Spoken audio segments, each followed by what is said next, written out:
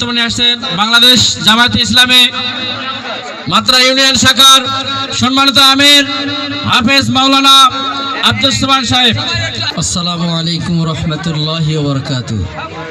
ঈদ মুবারক। আলহামদুলিল্লাহ, মাত্রায় মোল্লাপাড়া এই যুবকদের আয়োজনে আজকে ঈদের দিনে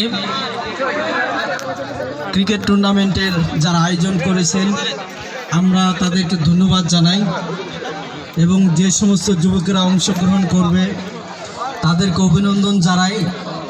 যারাই জিতবে সকলকেই আমরা অভিনন্দন জানাচ্ছি অগ্রিম।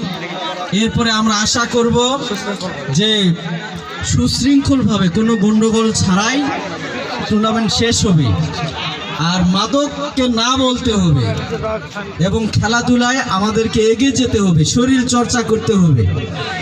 তো কথা আমি দীর্ঘায়িত করছি না, যেহেতু খেলা শুরু হবে।